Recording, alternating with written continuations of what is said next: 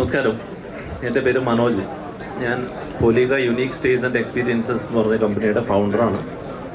ഞാൻ ബേസിക്കലി നീലേശ്വരംകാരനാണ്. അപ്പോൾ പൊലിക ഉണ്ടാക്കുന്നതിന് മുമ്പ് എനിക്കുണ്ടായിരുന്നൊരു ഹോം സ്റ്റേ ചിലർക്കെങ്കിലും അറിയുമായിരിക്കും. പൂത്താലി എന്നാണ് ഹോം സ്റ്റേയുടെ പേര്. 3 റൂമുള്ളൊരു പ്രോപ്പർട്ടിയാണ് നീലേശ്വരത്ത്. അപ്പോൾ നീലേശ്വരം പോലെയുള്ളൊരു സ്ഥലം, അതായത് കാസർഗോഡ് ജില്ലയിൽ ടൂറിസം ഡെവലപ്പ് ചെയ്യാനായിട്ട് നമ്മൾ നേരിട്ടൊരു മെയിൻ ചാലഞ്ച് എന്താണെന്ന് വെച്ചാൽ, ഭൂരിഭാഗം ആൾക്കാർക്കും ബേക്കലിലെത്തുന്ന ആൾക്കാർക്ക് ബേക്കൽ ഫോർട്ട് ഒഴികെ മറ്റുള്ള ഒരു ഡെസ്റ്റിനേഷനെ കുറിച്ചും യാതൊരു ധാരണയും എന്നുള്ളതായിരുന്നു ഏറ്റവും അധികം നേരിട്ടൊരു ചാലഞ്ച്.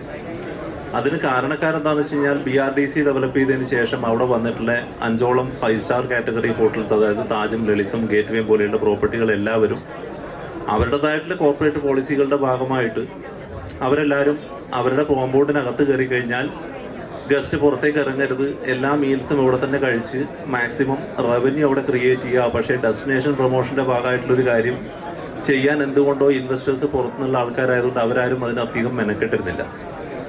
അപ്പോൾ ഹോം സ്റ്റേ പ്രൊമോട്ട് ചെയ്യാൻ വേണ്ടിയിട്ട് തുടങ്ങുന്ന സമയത്തുള്ള ആദ്യത്തെ ചാലഞ്ച് എന്താണെന്ന് വെച്ച് കഴിഞ്ഞാൽ, നമുക്ക് ഇവിടെ പുതിയതായിട്ടുള്ള ഗസ്റ്റിനെ കാസർഗോഡ് പരിചയപ്പെടുത്തണമെന്നുണ്ടെങ്കിൽ നമ്മൾ പുതിയതായിട്ട് എന്തെങ്കിലും ക്രിയേറ്റ് ചെയ്യാം.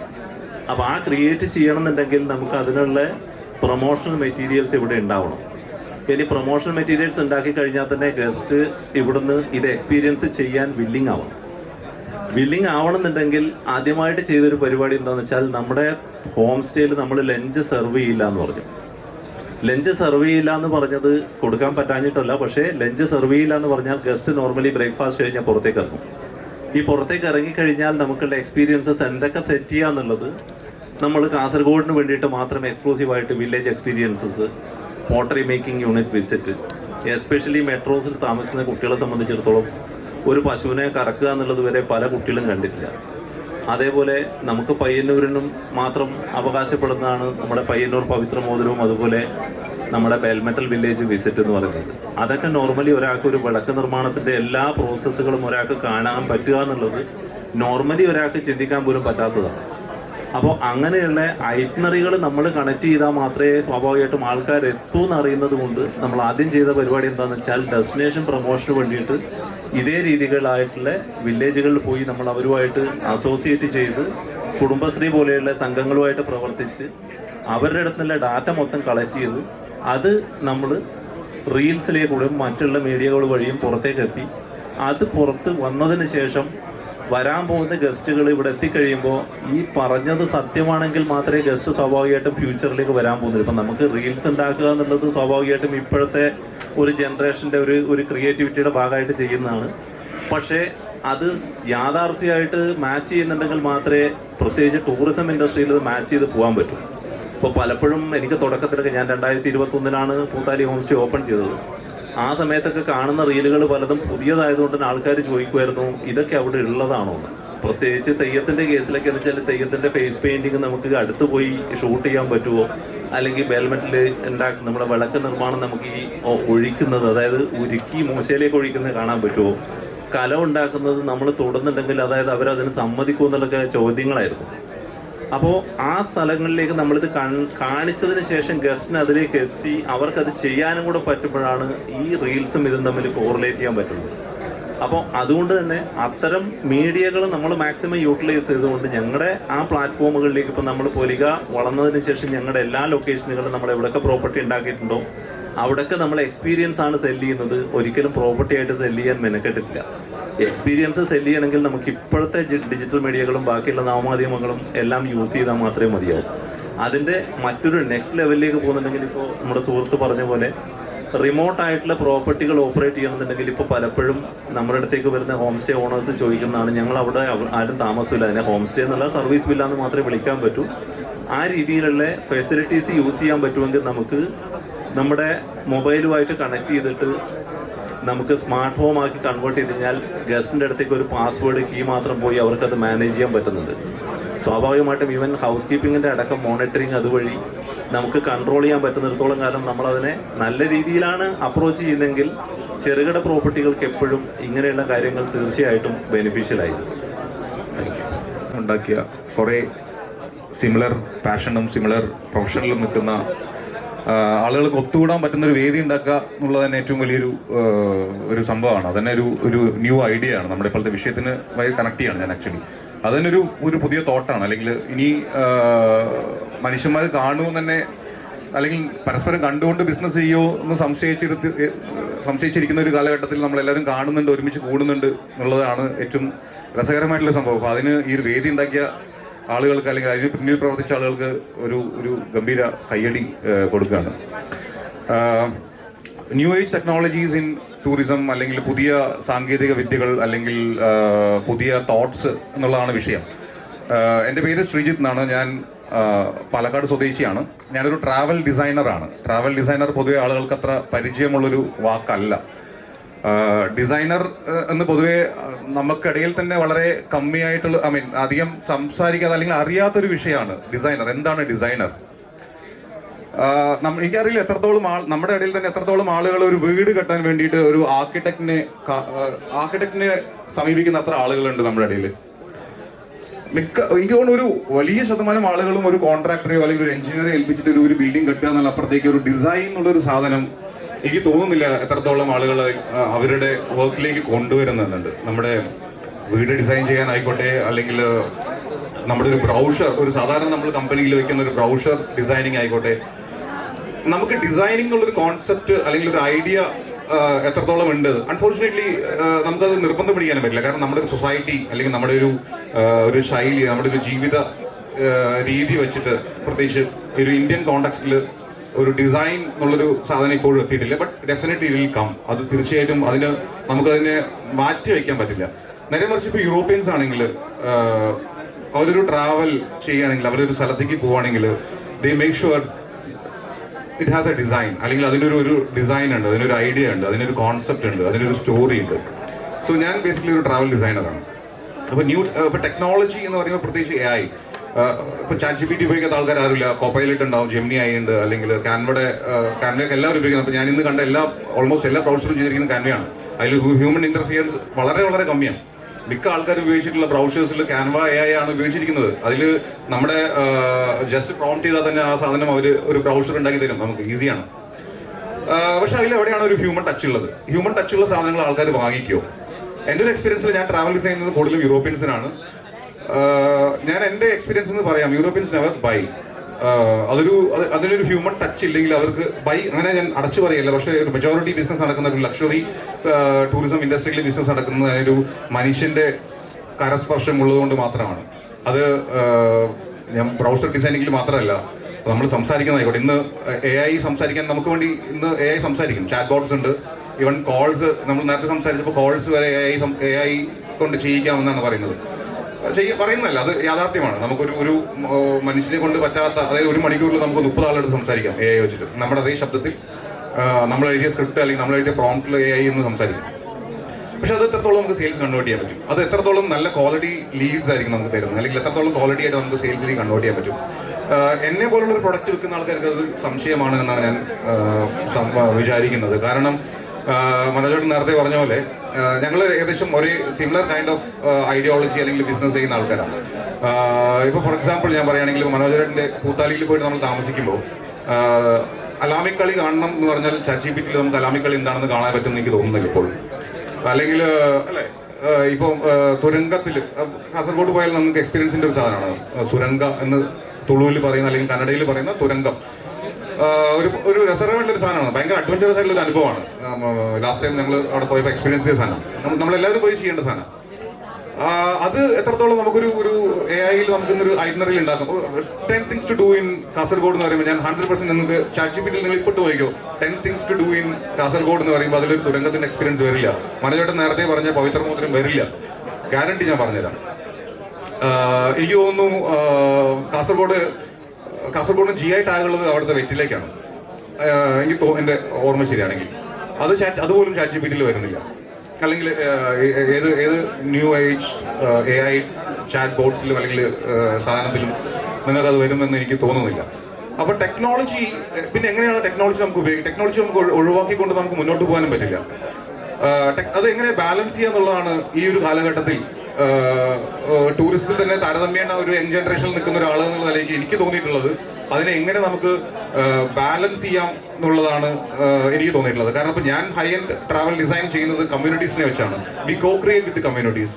അപ്പോൾ കമ്മ്യൂണിറ്റീസ് എന്ന് പറയുമ്പോൾ അതിൽ മറ്റേ പൊറാട്ട് നാടൻ കളിക്കുന്ന ആൾക്കാരുണ്ടാവാം, പടയണി ചെയ്യുന്ന ആൾക്കാരുണ്ടാവാം, നേരത്തെ പറഞ്ഞ പോലെ പവിത്രമോതിരം ഉണ്ടാക്കുന്ന ആളുണ്ടാവാം, അല്ലെങ്കിൽ കോഴിക്കോട് തന്നെ ഹുക്കി ഉണ്ടാക്കുന്ന ആൾക്കാരുണ്ടാവാം, അല്ലെങ്കിൽ ഉരു ഉണ്ടാക്കുന്ന ആൾക്കാരുണ്ടാവാം. അങ്ങനെ പല മനുഷ്യന്മാര്, മാജിക്കൽ സാധനങ്ങൾ ചെയ്യുന്ന മനുഷ്യന്മാര് നമുക്ക് ചുറ്റും ഇപ്പോഴും താമസിക്കുന്നുണ്ട്, ജീവിക്കുന്നുണ്ട്. അവരുടെ അവസാന കാലഘട്ടത്തിലോ മറ്റെയാണ് അവരത് ചെയ്യുന്നത് എന്ന് പറഞ്ഞാൽ അതിനപ്പുറത്തേക്ക് ഒരു ജനറേഷൻ അത് ഏറ്റെടുക്കാനില്ല. അങ്ങനെയുള്ള അതിമനോഹരമായിട്ടുള്ള കൾച്ചർ നമുക്ക് ഇന്നും നിലനിൽക്കുന്നുണ്ട് കേരളത്തിലും ഈവൻ സൗത്ത് ഇന്ത്യയിൽ തന്നെ പറയാം. വേറെ പറയും നമ്മൾ എവിടെ പോയാലും ആ സ്ഥലത്തിന്റെ മാജിക് നിൽക്കുന്ന അവിടുത്തെ മനുഷ്യന്മാരിലാണ്. ഈ മനുഷ്യന്മാരൊന്നും അൺഫോർച്ചുനേറ്റ്ലി ഇപ്പൊ തൽക്കാലം ഈ ന്യൂ ജെൻ ടൂൾസിലേക്കോ ടെക്നോളജിയിലേക്കോ കടന്നു വരാത്ത ആൾക്കാരാണ്. അപ്പൊ അത് എങ്ങനെ അവരെയും കൂടി ഉൾപ്പെടുത്തിക്കൊണ്ട് ഉള്ളൊരു ഡിസൈൻ, അല്ലെങ്കിൽ അവരെയും കൂടി ഉൾപ്പെടുത്തിക്കൊണ്ടുള്ള ഒരു ഐഡിയ ടൂറിസത്തിലേക്ക് എങ്ങനെ കൊണ്ടുവരാമെന്നാണ് എനിക്ക് തോന്നുന്നു. ഈ ന്യൂ ജെൻ ഐഡിയ എന്നുള്ള if you are thinking about new gen idea in tourism, we should make sure നമ്മൾ ബാക്കിലുള്ള നമ്മുടെ കൂടെ നിൽക്കുന്ന നമുക്ക് ചുറ്റുമുള്ള മനുഷ്യരെയും കൂടി അതിൽ കൺസിഡർ ചെയ്യണം. മനുഷ്യന്മാർ തമ്മിൽ കണക്ട് ചെയ്യുമ്പോഴാണ് അതിനൊരു അർത്ഥമുണ്ടാവുന്നത്, അതിന് വാല്യൂ ഉണ്ടാവുന്നത്, അതിൽ ടൂറിസത്തിന് സാധ്യതയുള്ളത്. നേരെ മറിച്ച് അതിനിടയിൽ ഒരു ചാറ്റ് ബോട്ടോ അതിനിടയിൽ ഒരു ടെക്നോളജിയോ അല്ലെങ്കിൽ പ്രത്യേകിച്ച് AI പോലത്തെ ഒരു ടൂളോ വരുമ്പോൾ, ഇപ്പൊ മനോജ് നേരത്തെ പറഞ്ഞ പോലെ നമുക്ക് എങ്ങനെ പോയിട്ട് പാസ്വേഡ് വെച്ചിട്ട് അൺലോക്ക് ചെയ്യാം, കീ ഇല്ലാതെ, ഒരു മനുഷ്യനില്ലാതെ. പക്ഷെ ആ മനുഷ്യൻ അവിടെ ഇല്ലാതിരിക്കുമ്പോൾ, മനോജൻ അവിടെ ഇല്ലാതെ പൂത്താലിൽ ഒരാൾ പോയി ചെക്ക് ഇൻ ചെയ്താൽ അവിടെ എനിക്ക് ഉറപ്പുണ്ട് അവിടുത്തെ അലാമി കളിയെ കുറിച്ചോ അല്ലെങ്കിൽ അവിടെ കിട്ടുന്ന നെയ്പ്പത്തലിനെ കുറിച്ചോ അവർക്ക് അറിയാൻ പറ്റില്ല. തീർച്ചയായിട്ടും അറിയാൻ പറ്റില്ല. കാരണം അവര് എവിടെ നോക്കിയിട്ടാണ് ഇത് കണ്ടുപിടിക്കുക. അപ്പോൾ അതെങ്ങനെ ബാലൻസ് ചെയ്യാന്നുള്ളതാണ് എനിക്ക് തോന്നുന്നത് ഏറ്റവും പ്രധാനപ്പെട്ട കാര്യം. നമുക്ക് കൂടുതൽ ചർച്ചയിലേക്ക് പോകാം. എനിക്ക് തോന്നുന്നു കൂടുതൽ തോട്ട്സ് ഇനിയും വരാനുണ്ട്. Thank you so much. Good evening. When we talk about future of digital in tourism, we need to consider two key elements. One side, the technology is growing. The other side, the customer segmentation or the customer profile is changing. If you think quite past, 10-20 years before, നമ്മളൊരു itinerary prepare, the way we used to prepare itinerary, the way we used to do hotel booking, we used to write everything using Excel, or we used to write everything and do. Those days the generation was the Gen X. They were adjusted with the writing using pen paper, preparing itinerary using pen paper or using Excel. They adopted Excel kind of things. Then we saw the development to using ERPs or the softwares which even we have now. Most of us use softwares to build itinerary. This itinerary building came along with the software, where the software is capable only to prepare an itinerary or to just do the costing, where we need to manually enter which are the destinations we need to travel, we need to give to the customer, which are the hotels we need to select. When we do all those things, this itinerary builder or the software gives an itinerary. That's the only advantage with the software. Where the generation on the other side was the millennials, or the generation which I includes, the millennials, we were adjusted with this kind of digital software kind of things. Then we saw the advent or the introduction of AI. AI is the disruptive technology which came after internet era. When AI came, the customers changed from millennials to Gen Z. The Gen Z, or the people of 25 to 30 years now, they're born in the digital era. They have seen when they're born, they have seen this smartphone, so they are adjusted to that. And for these people, using AI, they just got adjusted with the AI kind of things, and they are okay with the software era. Even with the ChatGPT, when the AI developed, it's called generative AI, and the ChatGPT is a tool for the generative AI. Using this generative AI, it's predicted that by 2030, almost 30% of the jobs will be automated. That's an alarming thing for us. And on the other side, the the Gen Z is using this kind of technology which they are adjusted to that. And currently the decision makers are Gen Z people. So for them, using AI is it's a normal thing for them. So they will be definitely adjusted with that. This is not the problem which we are going to face. Now this generative AI is developed again. It's on the next stage. The latest thing, the new thing which we need to understand now is the it's the agentic AI. Agent AI. This agent AI is the latest development in AI. On the next side, when you talk about the customer side, from Gen Z, we are going to see the Gen Alpha. Gen Alpha is born in AI period. Where this Gen Alpha, for them, networking, social networking, they are not much interested in doing direct networking. They are okay with digital networking. They are always on the smartphone. They are always on the Zoom calls. They are okay with learning everything on digitally. And for them, when the Gen Z picks up, in another 5 to 10 years, the Gen Z will be picking up on one side as the customer segment changes, and the other side, the agentic AI will be on the higher side. This agentic AI, the advantage of agentic AI is it can be personalized. Everything can be personalized using agentic AI. And the Gen Alpha, for them, they need personalized services. Even if you think about the children at your home who are 8 to 10 years old now, they want everything personalized. They are not ready to adjust with anything which is segmented, or for a group of people, if you give something, they are not interested. Morning they will tell you, I need this food. If they tell this food, we need to prepare that food and give it to them. They won't eat the same food which we prepare for everybody. That is one thing, and they are interested in getting surprises. They are interested in getting delighted. These are the buzzwords of this Gen Alpha, which is a coming up customers or the consumers for us. And the next, on the other side, this agentic AI is able to give all this customization and personalization. Once the agentic AI comes on its full swing, now into ChatGPT, what we can do is we can ask ChatGPT to prepare a 5-day itinerary for Kerala. We need to give the task to the ChatGPT. That's what we need to give. So it gives a 5 days package. Just if you ask something, it will give. This agentic AI, you don't need to even give the task. You can give a goal. Goal means, see, you can directly tell the agentic AI, I want arrange an experience for me, a tour for me, arrange a tour for me. You can just tell arrange a tour for me. This agentic AI directly get into your HR system. It find out how many leave you have pending, when are your holidays going to come, how many leaves you have already taken, how many leave your partner has taken, when is your children's holiday going to come. It checks everything. It find out the exact date for you. Then it again go back to your history, find out which are the destinations you already travel. It understands which are the destinations you will be liking to travel. It decides. The advantage of agentic AI is it has the capability to decide on it.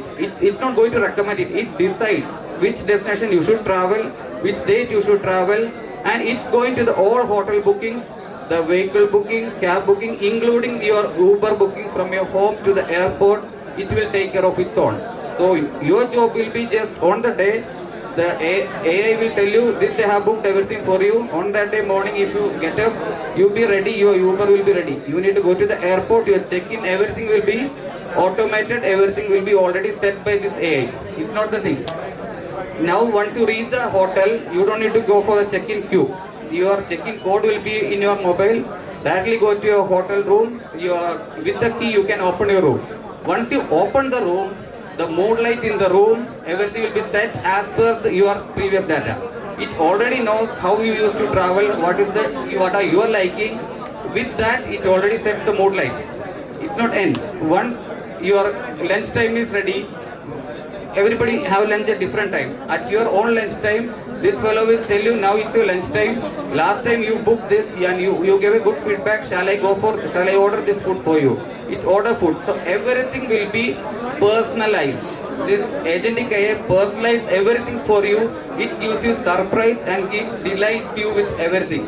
The problem is that the generation which is coming up, the generation Alpha which is coming up, they want this exactly same thing what the agentic AI is going to give. Our problem is not with the Gen AI, the ChatGPT just giving you some itinerary. After 5 or 10 years, it's alarming. If ChatGPT or the Gen AI is going to automate 30% of the jobs by 2010, this is as per McKinsey reports.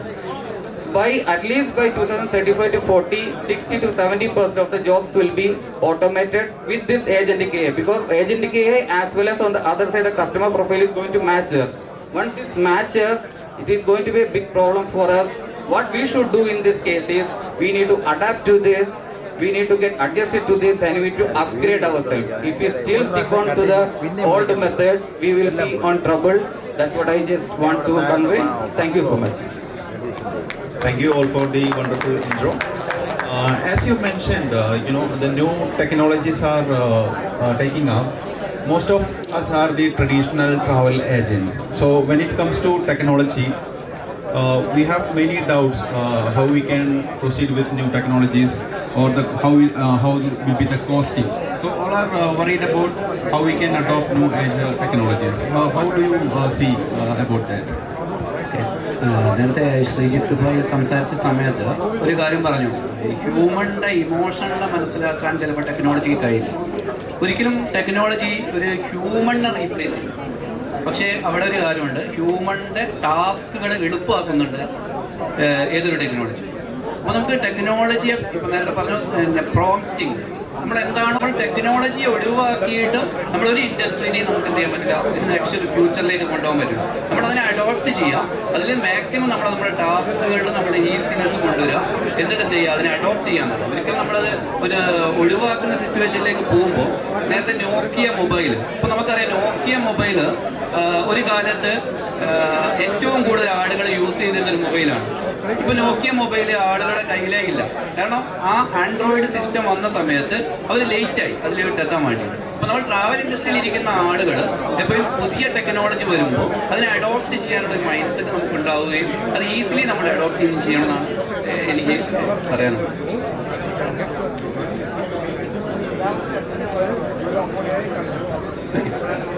Social media നന്നായിട്ട് use ചെയ്യുന്നതാണല്ലോ. ഇപ്പോൾ നമ്മുടെ destinations അതുപോലെ തന്നെ ഐറ്റിനറീസ് ഒക്കെ prepare ചെയ്യണത് normally sir പറഞ്ഞ പോലെ travel agencies ഇരുന്ന് എഴുതി ഐറ്റിനറീസ് ഉണ്ടാക്കണം.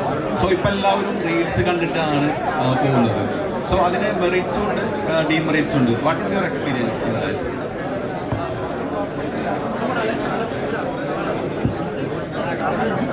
സ്റ്റാർട്ടിങ് പറഞ്ഞ പോലെ ഇപ്പം ഞാൻ ഒരു റീല് മധുരയിലേക്ക് ഞാൻ പോയപ്പോൾ ഒരു മധുരയിൽ എന്തൊക്കെ ഒരു ദിവസം കൊണ്ട് കാണാം എന്നുള്ളതാണ് ഞാൻ ആ വീഡിയോയിനകത്ത് പറഞ്ഞത്. അപ്പോൾ അത് ഒരുപാട് പേർക്ക് യൂസ്ഫുള്ളായി. അത് ശരിക്കും പറഞ്ഞു കഴിഞ്ഞാൽ നമ്മളിപ്പം ഒരു 2 ദിവസം എടുത്തിട്ടാണ് ഞാൻ പക്ഷേ ആ വീഡിയോ ചെയ്തത്.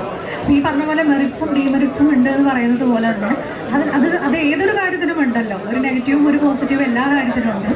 ഇപ്പോൾ അത് ആളുകൾക്ക് ഇപ്പോൾ അങ്ങനെ പോകാൻ ഇഷ്ടമുള്ളവർ, ഇപ്പോൾ ഒരു സെൽഫായിട്ട് ഒരു തന്നെ പോകുന്ന ഒരാളാണെന്നുണ്ടെങ്കിൽ അവർക്ക് അങ്ങനെ പോകാൻ കുറച്ചും കൂടി ഈസിയാണ്.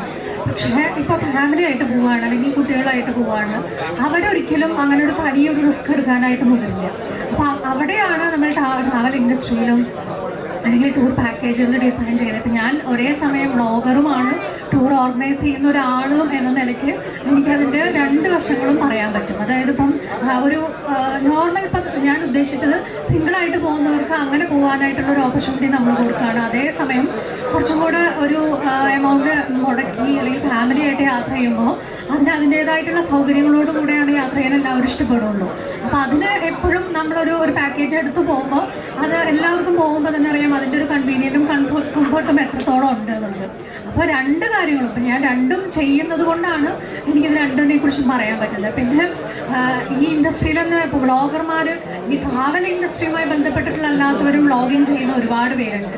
അതൊക്കെ ടൂർ ഓപ്പറേറ്റർമാർ എന്ന നിലയ്ക്ക് ഒരുപാട് ഡിസഡ്വാൻറ്റേജുകളും അതിനകത്തുണ്ട്. കാരണം ഉദാഹരണം പറയുകയാണെന്നുണ്ടെങ്കിൽ ഇപ്പം 4000 രൂപയ്ക്ക് ലക്ഷദ്വീപിൽ പോവാം, അല്ലെങ്കിൽ 5000 രൂപയ്ക്ക് ഇവിടെ പോവാം, അങ്ങനെ പോകാമെന്ന് പറഞ്ഞ്, അതായത് ഇപ്പം സോഷ്യൽ മീഡിയ അല്ലെങ്കിൽ നമ്മളിപ്പോൾ ഒരു വീഡിയോ ചെയ്യുമ്പോൾ പെട്ടെന്ന് ശ്രദ്ധിക്കാനായിട്ട് അല്ലെങ്കിൽ ആ വീഡിയോ റീച്ച് ആവാനായിട്ട് ഇങ്ങനെ എന്തെങ്കിലും സാധനങ്ങൾ കൊടുക്കുകയാണെങ്കിലാണ് അത് പെട്ടെന്ന് റീച്ച് ആവുക.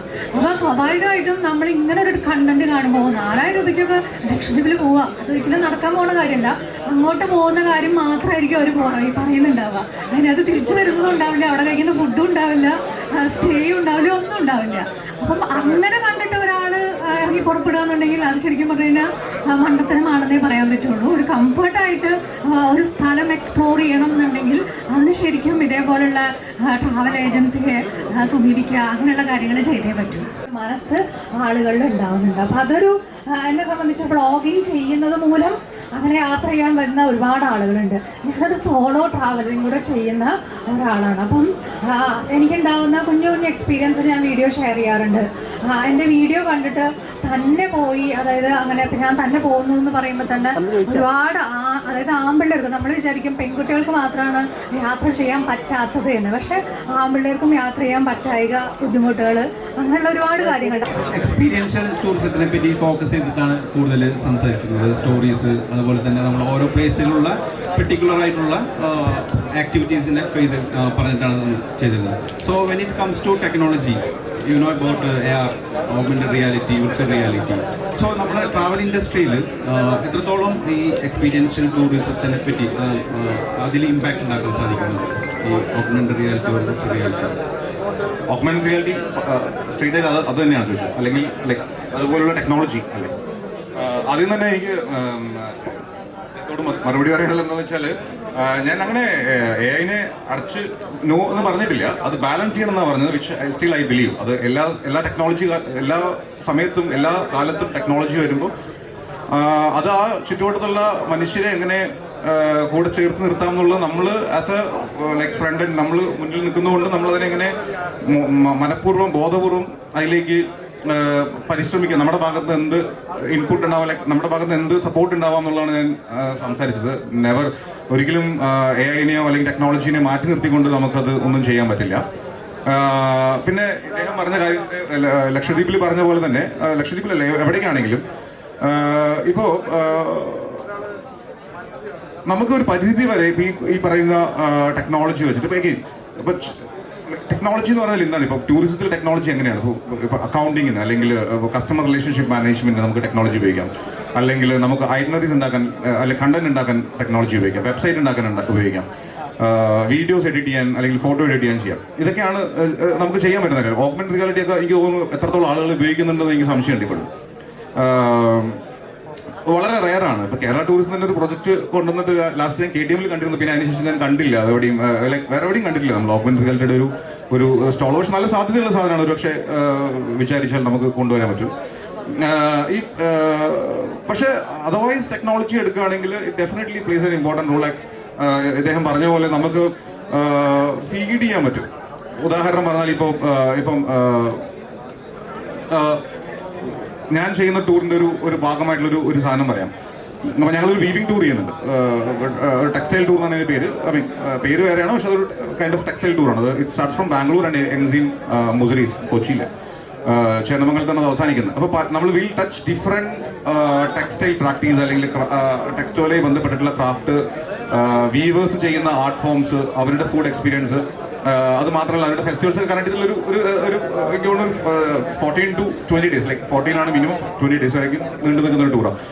അതിൽ രുക്മിണി ചേച്ചി എന്ന് പറഞ്ഞിട്ടൊരു ചേച്ചി, somewhere in the banks of river Nila ഒരു ചേച്ചിയുണ്ട്.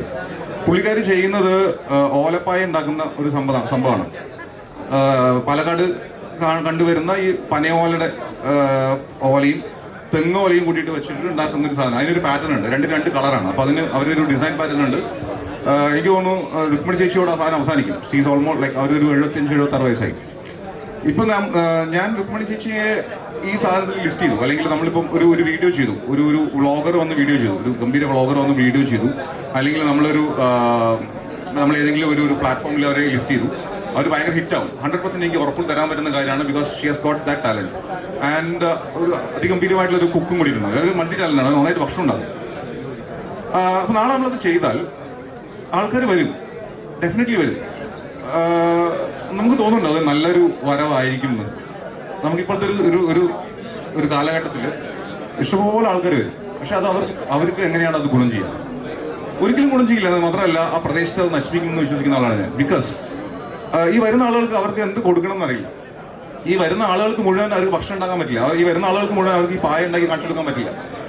അപ്പോൾ നമ്മൾ എന്ത് ചെയ്യുന്നത് വെച്ചാൽ അവിടെയാണ് ഞാൻ പറഞ്ഞ ഒരു ആസ് എ ഹ്യൂമൻ അവിടെ നമ്മൾ ഇടപെടണം. ബിക്കോസ് അതിനെ എങ്ങനെ സ്റ്റേബിൾ ആക്കാം, അല്ലെങ്കിൽ അതിനെ എങ്ങനെ ആസ് എ ടൂർ ഓപ്പറേറ്റർ അല്ലെങ്കിൽ ട്രാവൽ ഡിസൈനർ എന്നുള്ള നിലയ്ക്ക് വി മേക്ക് ഷുവർ രുക്മിണി ചേച്ചി get A good income every month. മാത്രമല്ല അവരുടെ പ്രൊഡക്റ്റ് മറ്റാൾക്കാർ അംഗീകരിക്കണം.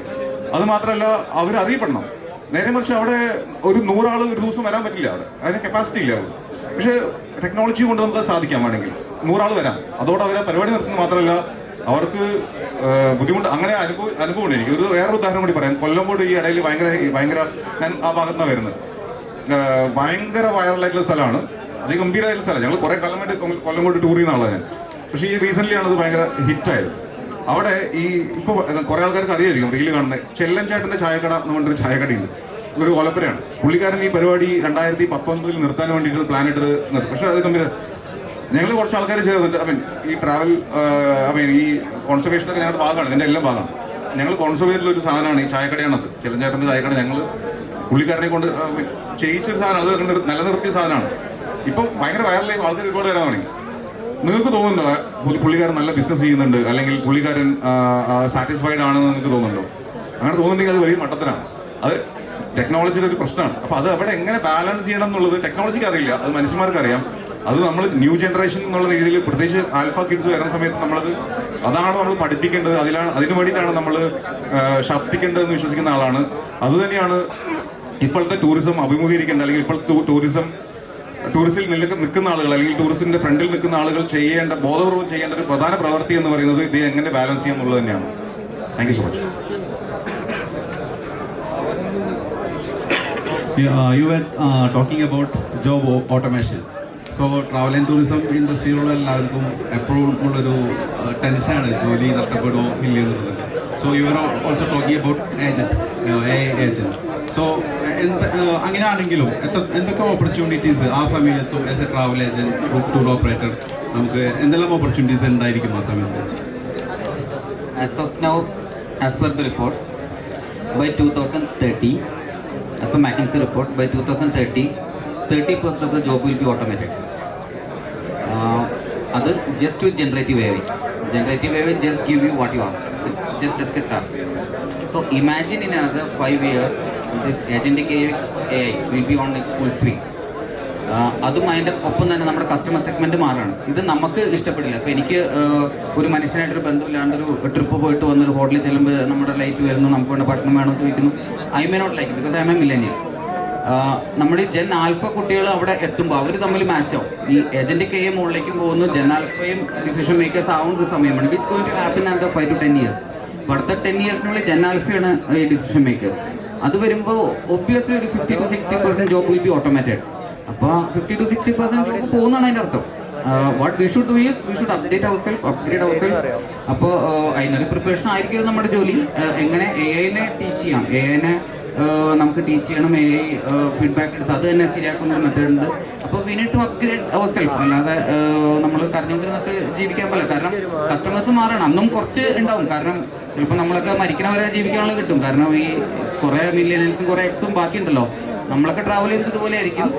വരുന്ന കുട്ടികളിൽ നമുക്ക് പോകുന്നുണ്ടെങ്കിൽ we need to update our self. നമ്മുടെ ഇൻഡസ്ട്രിയുടെ ഒരു പ്രത്യേകതയാണ് അല്ലേ, നമുക്ക് നാച്ചുറലായിട്ട് എന്ത് ചേഞ്ചസ് വന്നു കഴിഞ്ഞാലും ഫസ്റ്റ് എഫക്ട് ചെയ്യുന്നത് ഹോസ്പിറ്റാലിറ്റി ഇൻഡസ്ട്രിയിലാണ്. അപ്പം എപ്പോഴും ഒരു ചലഞ്ചിങ് ആയിട്ടുള്ള ഒരു സിറ്റുവേഷൻസിൽ കൂടെയാണ് ഹോസ്പിറ്റാലിറ്റി ഇൻഡസ്ട്രിയിലുള്ള ആളുകൾ പോയിക്കൊണ്ടിരിക്കുന്നത്. അത് ഇൻഡസ്ട്രി അല്ല മോനെ, മനുഷ്യരെങ്ങനെയാണ് ഈ ചേഞ്ച് നമുക്ക് ആക്സെപ്റ്റ് ചെയ്യാൻ വളരെ ബുദ്ധിമുട്ടുള്ളൊരു മനുഷ്യനാണ്. എല്ലാവർക്കും ചേഞ്ച് ആക്സെപ്റ്റ്. നമുക്ക് നമ്മുടെ പാരൻസ് ആണെങ്കിലും അവർ പലതും ആക്സെപ്റ്റ് ചെയ്യാൻ ബുദ്ധിമുട്ടുണ്ടായിരുന്നു. നമ്മളവരെ കുറ്റം പറയുമായിരുന്നു. നമ്മുടെ മക്കൾ നമ്മളെ കുറ്റം പറയുന്നത്. കഴിഞ്ഞ ദിവസം ഏതൊരു പുതിയ എന്തോ ഒരു കാര്യത്തെ പറ്റി ചോദിച്ചപ്പോൾ മോൻ പറഞ്ഞത് അച്ഛനൊക്കെ ഔട്ട്ഡേറ്റഡ് ഇപ്പോൾ വേറെയാണ്. ന്യൂ ജെന്നിനോട് മാച്ച് ചെയ്ത് സംസാരിച്ചും അവരോട് നിന്നാലേ നമുക്ക് ഇടിച്ചേക്കാൻ പറ്റുള്ളൂ. അല്ലെങ്കിൽ ഓക്കെ ഉള്ളത് വെച്ച് ഏതാണ് your satisfied. Next question to Umesh sir. നമ്മൾ കോവിഡിന് ശേഷം നമ്മുടെ ഇൻഡസ്ട്രിയിൽ കണ്ടൊരു സാധ്യതയാണ് staycations. You are doing unique staycations right. So അതിനുശേഷം കേരളത്തിലുള്ള ആളുകളുടെ സ്ഥലം കാണുന്നതിൽ ഉപരി നമ്മുടെ ആ ഒരു സ്റ്റേക്കേഷൻസിനാണ് കൂടുതൽ പ്രിഫർ ചെയ്യുന്നത്, ടൈം സ്പെൻഡ് ചെയ്യാനൊക്കെ ആയിട്ട്. So what is your perspective in that? Staycation എന്ന് പറഞ്ഞാൽ ആക്ച്വലി ഞാൻ ശ്രീത്ത് പറഞ്ഞതുമായിട്ട് അത് കണക്ട് ചെയ്യേണ്ടി വരും. ഈ സ്റ്റേക്കേഷനിലേക്ക് വരുന്ന ക്രൗഡ് എന്ന് പറഞ്ഞാൽ ഭൂരിഭാഗം ആൾക്കാർ ഇതേപോലെ മറ്റേ കണക്ഷൻ വരുന്ന ആൾക്കാർ. അപ്പം അതിന്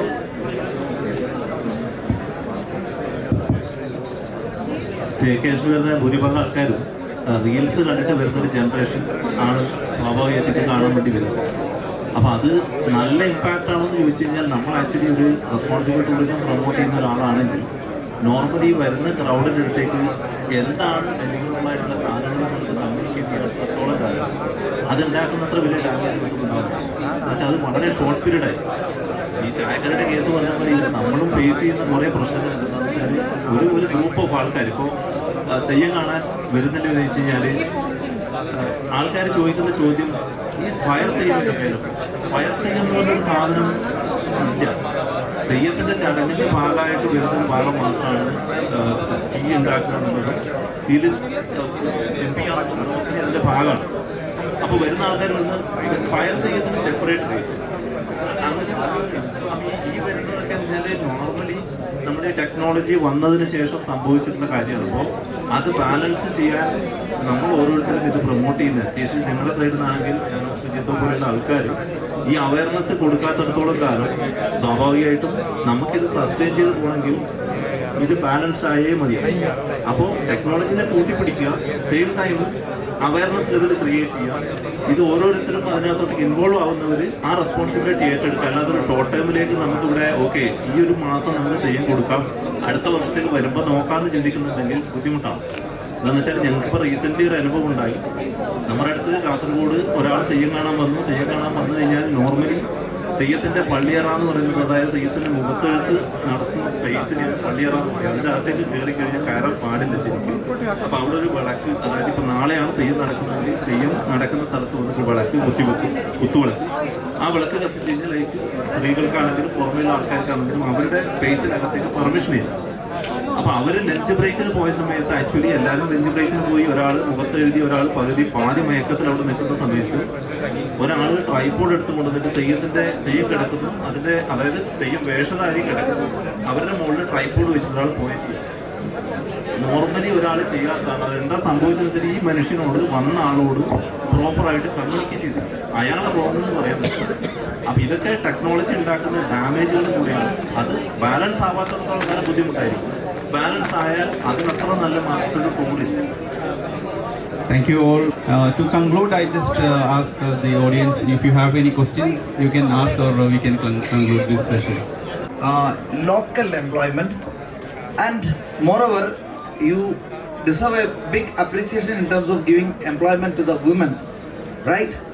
At your office, and that too in your region, and you have done a lot of things during the flood which have happened on 2018-19, whatsoever may be.